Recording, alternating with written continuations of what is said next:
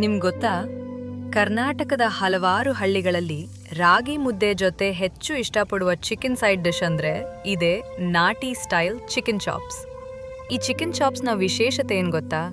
ಇದರಲ್ಲಿ ಗ್ರೇವಿ ಇರೋದಿಲ್ಲ, dry fry ಕೂಡ ಅಲ್ಲ, ಮಧ್ಯದಲ್ಲಿರುವ ಥಿಕ್ ರೋಸ್ಟೆಡ್ ಮಸಾಲಾ ಕೋಟಿಂಗ್ನೇ ಇದರ ನಿಜವಾದ ರುಚಿ.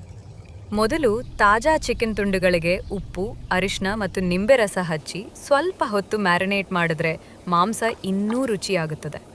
ನಂತರ ನಿಧಾನವಾಗಿ ಹುರಿದ ಈರುಳ್ಳಿ, ಶುಂಠಿ ಬೆಳ್ಳುಳ್ಳಿ ಪೇಸ್ಟ್ ಮತ್ತು ಟೊಮಾಟೊ ಸೇರಿ ಒಂದು ಗಾಢವಾದ ಮಸಾಲೆ ತಯಾರಾಗುತ್ತದೆ. ಅದೇ ಮಸಾಲೆಯೊಳ ಚಿಕನ್ ಬೇಯ್ತಾ ಬಂದಂತೆ ಪ್ರತಿಯೊಂದು ತುಂಡು ಕೂಡ ಮಸಾಲೆಯ ರುಚಿಯನ್ನು ಸಂಪೂರ್ಣವಾಗಿ ಹೀರಿಕೊಳ್ಳುತ್ತದೆ. ಕೆಂಪು ಮೆಣಸಿನ ಪುಡಿ, ಧನಿಯಾ ಪುಡಿ ಮತ್ತು ಗರಂ ಮಸಾಲೆ ಸೇರಿಸಿದಾಗ ಕಿಚನ್ ತುಂಬ ಸುವಾಸನೆ ಹರಡಲು ಶುರುವಾಗುತ್ತದೆ. ನಿಧಾನ ಉರಿಯಲ್ಲಿ ಬೇಯಿಸಿದಾಗ ಮಸಾಲೆ ಗಟ್ಟಿಯಾಗುತ್ತಾ ಚಿಕನ್ಗೆ ಚೆನ್ನಾಗಿ ಅಂಟಿಕೊಳ್ತದೆ. ಅದೇ ಸಮಯದಲ್ಲಿ ಕರಿಬೇವಿನ ಸುವಾಸನೆ ಈ ರೆಸಿಪಿಗೆ ಒಂದು ವಿಭಿನ್ನ ನಾಟಿ ಸ್ಟೈಲ್ ಫ್ಲೇವರ್ ಕೊಡುತ್ತದೆ. ನೋಡಿ, ಮಸಾಲೆ ನಿಧಾನವಾಗಿ ಎಣ್ಣೆ ಬಿಡುತ್ತಾ ಡೀಪ್ ರೆಡ್ಡಿಶ್ ಬ್ರೌನ್ ಕಲರ್ಗೆ ಬದಲಾಗುತ್ತಿದೆ. ಈ ಸ್ಟೇಜ್ನಲ್ಲಿ ಚಿಕನ್ ತುಂಬ ಜ್ಯೂಸಿಯಾಗಿದ್ದು ಹೊರಭಾಗದಲ್ಲಿ ಥಿಕ್ ಮಸಾಲಾ ಕೋಟಿಂಗ್ ಸಿದ್ಧವಾಗಿರುತ್ತದೆ.